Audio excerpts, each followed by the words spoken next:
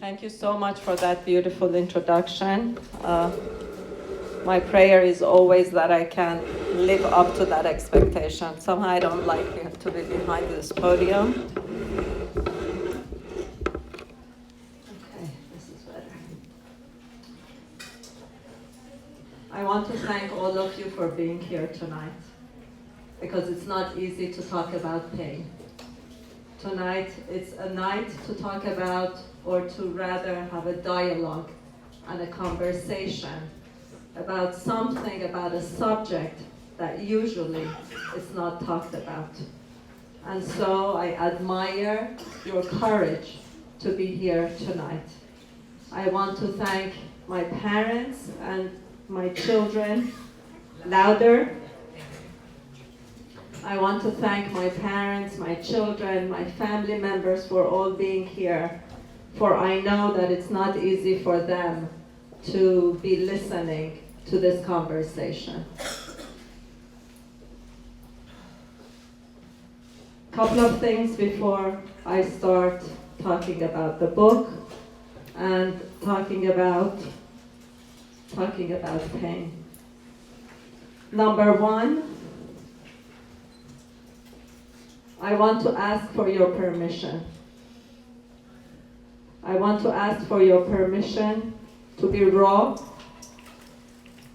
and to be unfiltered.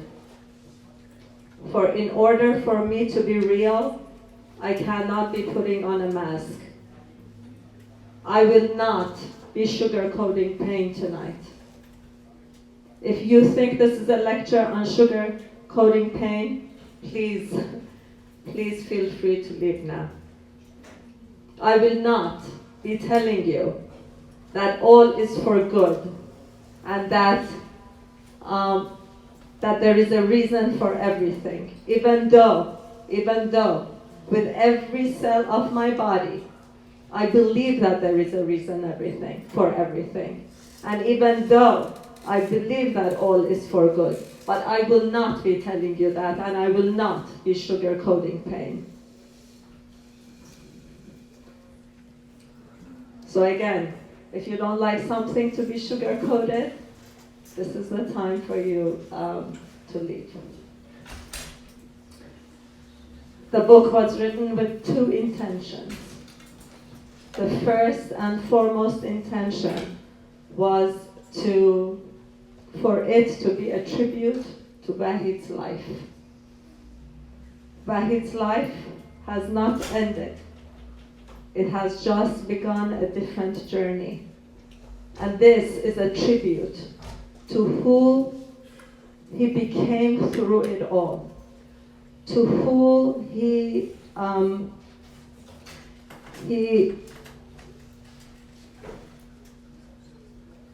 through who he pursued to be, who he came out to be, especially the last year and a half of his life. Through who he became, he has become a guiding light for me and for my children. And I promise you, for so many other people. My question to myself when Wahid was so sick was that how is it possible for a person to be so impactful and yet to be sitting in bed, away from all the noise, away from his store, away from all he has known, away from the crowd? How is it possible to be so impactful and yet be in bed? What is that? And so that Wahid, who he shone to be, who he decided to become, has become a guiding light for myself and for my children. That's number one intention, and number one and foremost. Number two is that I hope that whoever finds this book in your hand that whatever illumination, whatever awareness, even if it's a tiny bit, you get, and I hope that you get, that it becomes an illumination for Vahid's soul, and also an illumination. It happens that we are here tonight, just unbelievable, for the 11 people who have lost their lives. This book is about embracing pain. It's not about thinking it or having a different perception. It's not about transcending it. It's about embracing it. Because if we don't embrace our pain, there is no way we can fully embrace our joy. Because our pain is somewhere under the current, always, if we don't embrace it. Pain has a language of its own. Pain has many facets, it has many dimensions, and if we don't embrace it, then we have not listened to what, or the gift, or the knowledge, or the wisdom that it wants to give us. For there is much knowledge and wisdom in that pain. And if we don't learn to embrace it, there is no way that we can fully embrace life.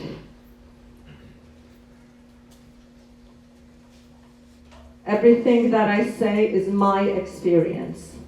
By no means do I want to dilute anybody else's experience of pain and the way they have processed it. By no means do I want to water down anybody else's experience. This is solely my experience. And maybe through my experience, something opens up for you, and maybe not. Maybe you disagree with me, maybe you agree with me. All is good, because all of us process pain differently. All of us see pain differently. But this is fully and completely my experience. This is fully and completely what I have come to know to be true, absolutely true, and for me, it's unchangeable.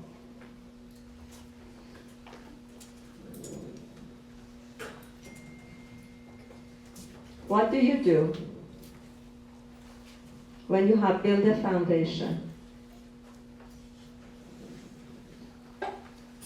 and you're building it brick by brick, and you have a vision, and all of a sudden this foundation starts shaking? What do you do when time after it's being shaken up and its bricks having fallen,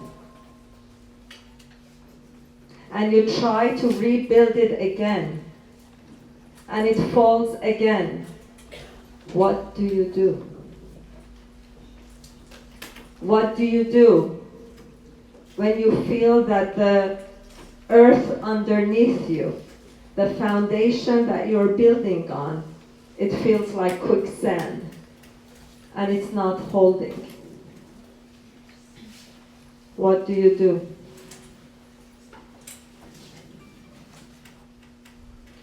Until the time that you realize falling is not the same as failing. And until you realize that the shattering is not the same as being shattered. And until you realize that the vision that you had for your life was based on a vision of a 16-year-old, 17-year-old, 20-year-old, 25-year-old, 30-year-old naive girl who had built or envisioned a life for herself, for her husband, for her children. And that vision no longer stands. It's a vision that needs to match a godly vision. It's not my vision, but it needs to match a godly vision for my life, whatever that is. Until the time that you realize the quicksand is not really a quicksand, but it was really never meant to hold what you are trying to build on. That the bricks that have fallen are actually bricks. The broken bricks that have fallen are actually bricks that become the walls or the foundation to a well that goes underneath. Rather than being built upward, it gets built downward. That's the well of our faith.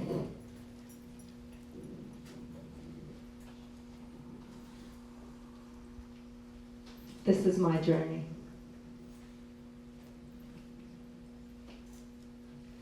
This is Vahid and our journey. A series of shatterings. A series of foundations being shattered, or foundation rather, being shattered time and time and time again. Through a series of doctors and answers.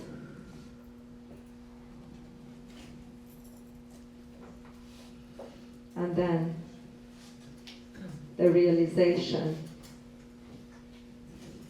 that the blueprint that we had built for our life is no longer valid.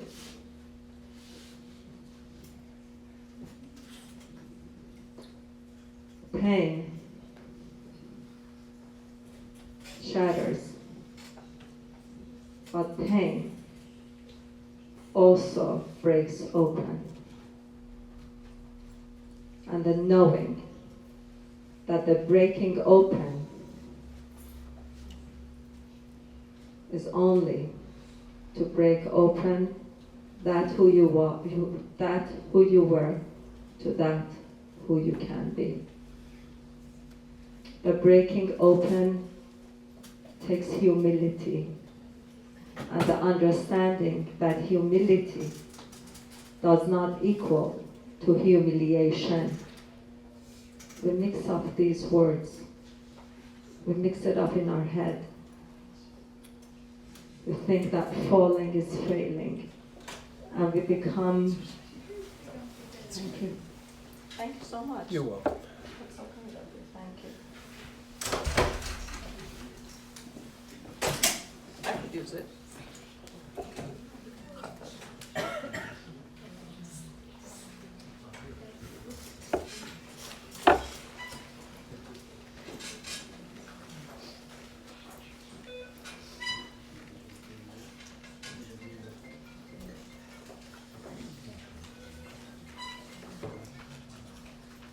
Sorry.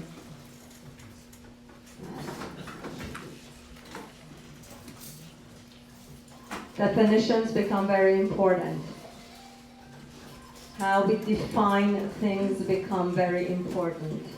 And how we relate to it becomes very important.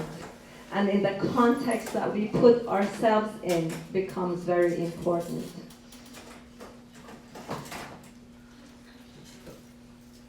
Surrender.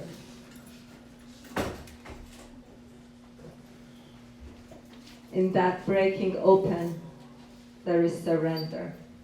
In that breaking open, there is humility.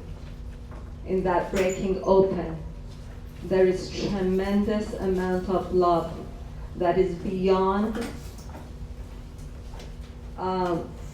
any words can express. In that breaking open, there is the knowing that this moment could be the most precious moment, and that it should not be wasted, and it should not be taken for granted. This is the breaking open.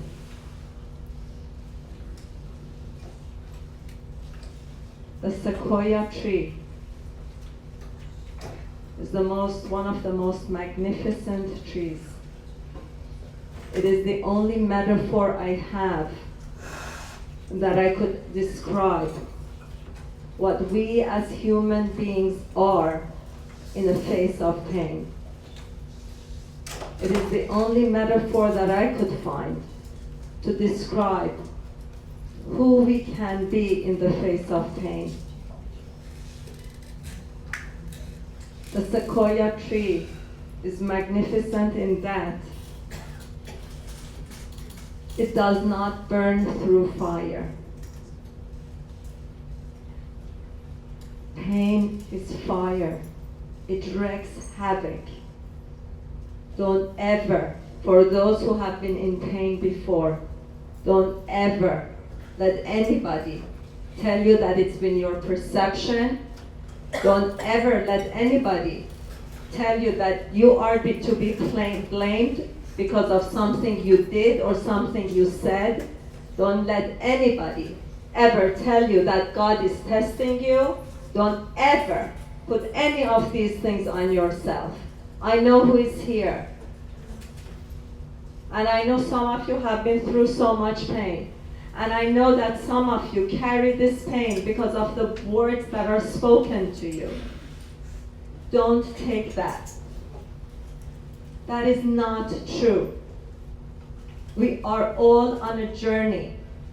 We all have our paths. Nobody can walk our path for us. Nobody. And on this path we encounter many things.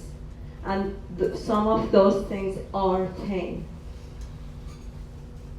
Don't let anybody ever tell you that because you did something, or you said something, or you perceived something, that this is what you get.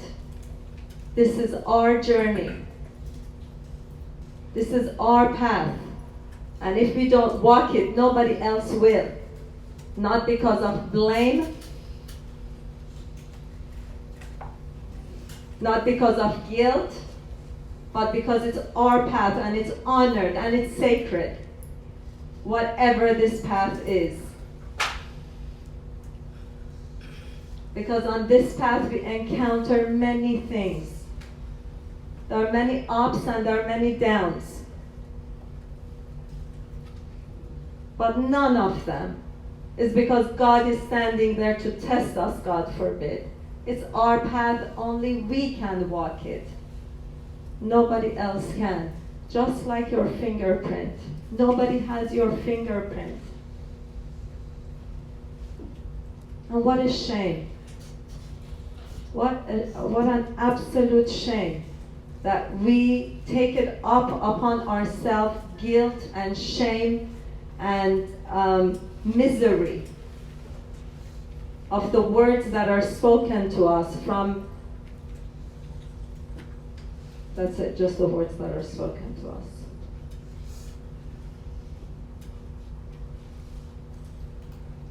We are all on a journey. We all have our own paths. On this path we encounter many things. The sequoia tree has fire. It's not consumed by the fire, but it's not the fire. I am in pain, but I'm not the pain. I am in sadness, but I am not the sadness. We are so much more than the pain or the sorrow or the joy or the celebration. We are so much more than any one of these things or all of them combined. I am in pain, but I am not the pain. And I think that distinction is necessary and it's important. Even for Vahid that he's no longer here.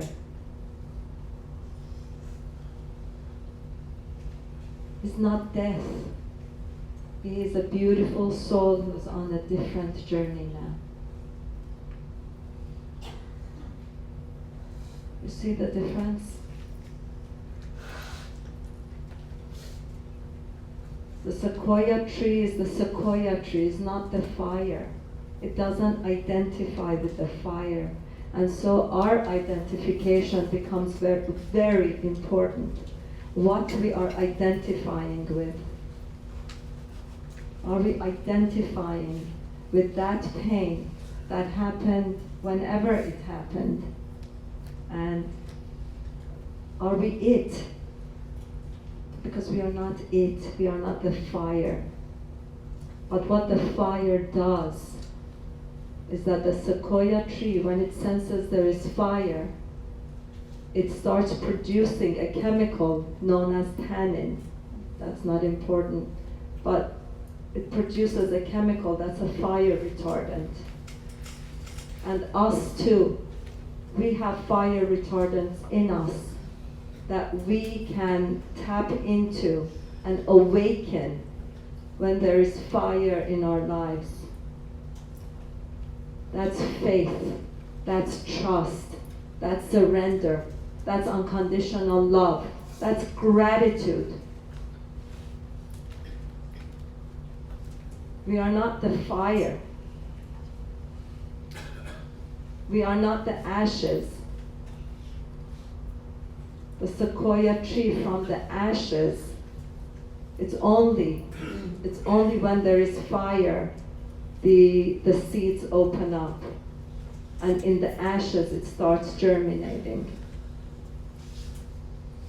None of us should know pain. None of us should know the depths through which we can access through pain. But if it does happen, all of us have these inner qualities that we can tap into if we choose to. Gratitude.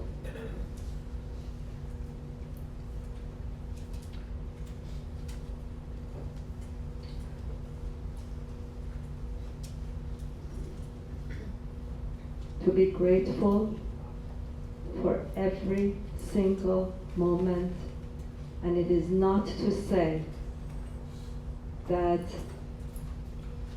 I'm going to go have fun every single moment, which we should, but it's to tap in the moment. What does that mean? What does tapping in the moment mean? You know, I think throughout all this time, one of the words that was used most often, and I should have tallied it and just to have seen how many times this word was told to me, is the word strong.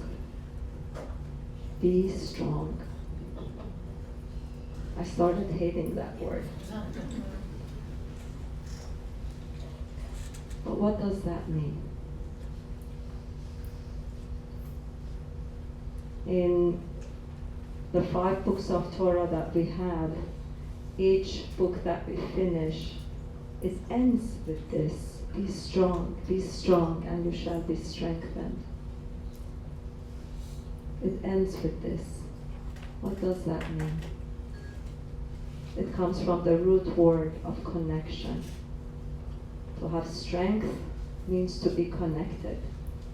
It doesn't mean be strong, don't cry.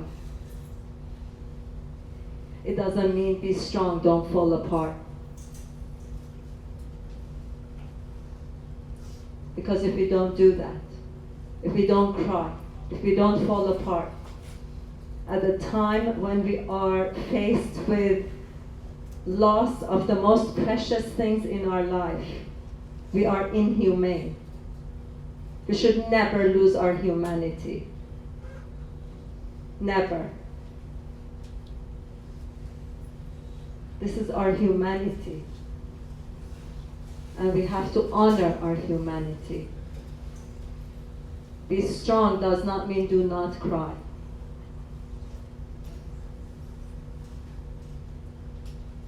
Because that falling apart is exactly that thing that breaks the seed open. And it's exactly that thing that brings surrender. And exactly that thing that brings humility. Humility in face of life. Humility in face of the blueprint that I had for my life is no longer valid. And I am humbled for what I see before me.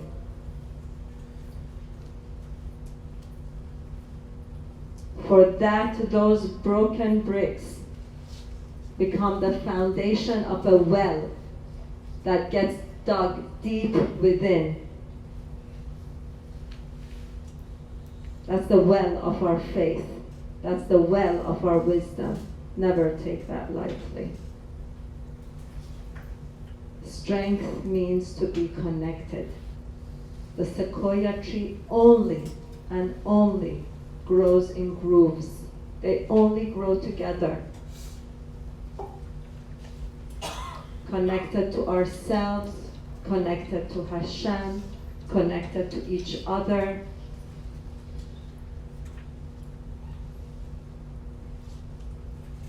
That's what strong means, to be connected. And the seed breaks open in order to have roots so that it can connect to other trees. And all of it is underneath. It's not seen. You can't see it.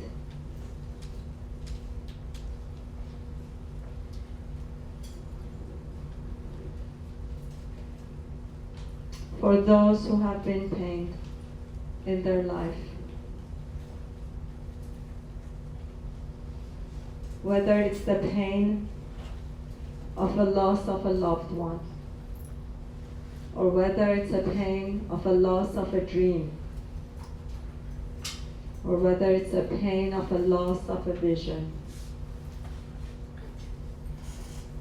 I say,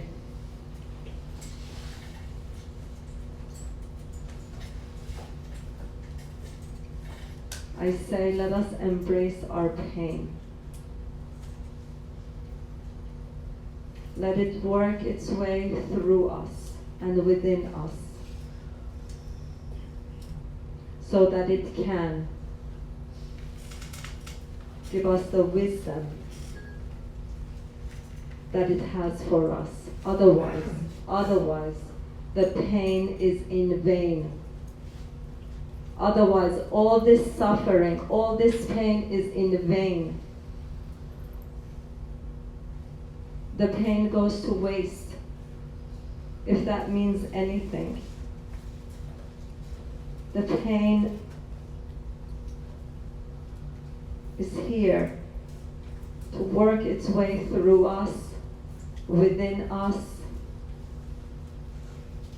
But we are not the pain. We are not the fire.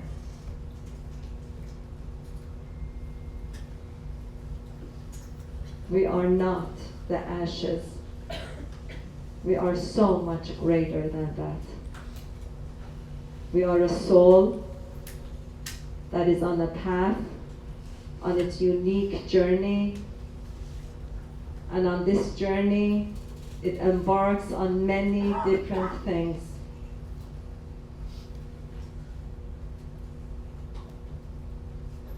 It sees many different things.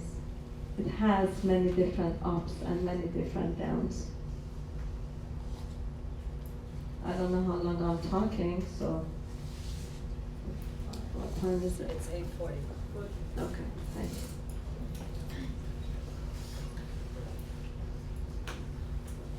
One of the greatest things that Vahid taught me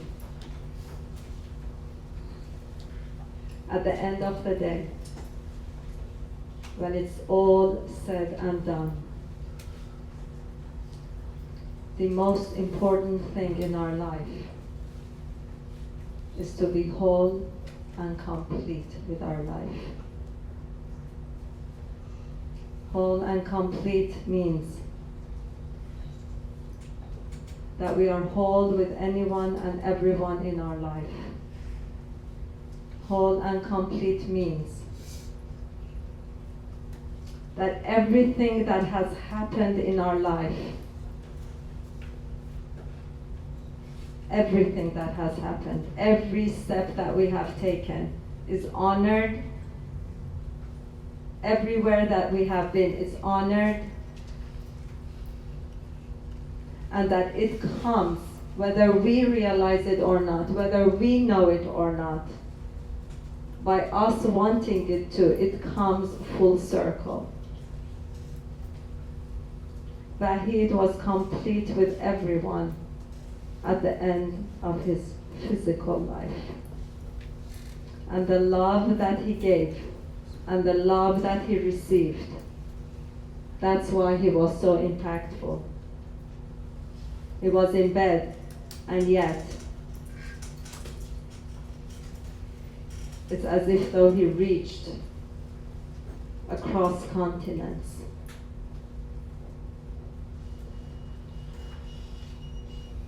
Identifying with anything other than who we are, which is our soul, which is made to exude out with love,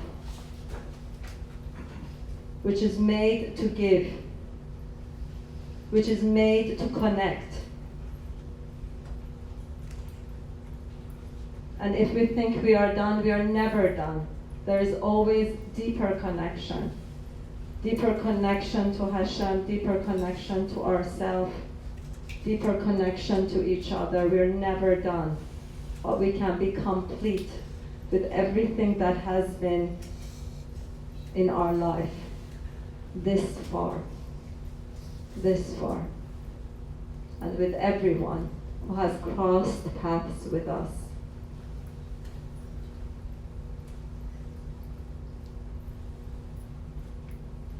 It is also to say that to be whole and complete is also to say that I give up the vision that I have for my life, and I allow God's vision to work through my life.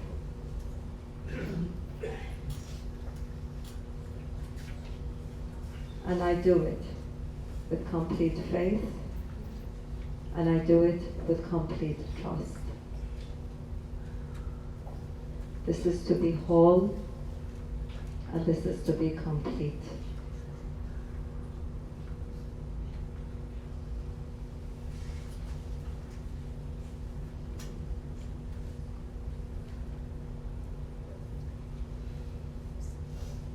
I think I am good right now.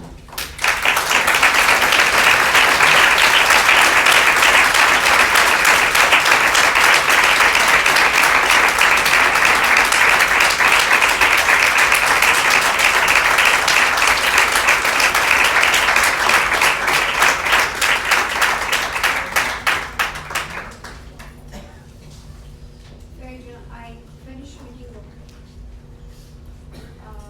It's a very easy book.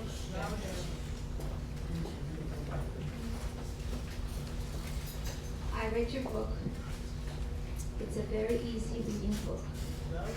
Simple words, but a lot of meaning, a lot of passion, a lot of depth in what you said.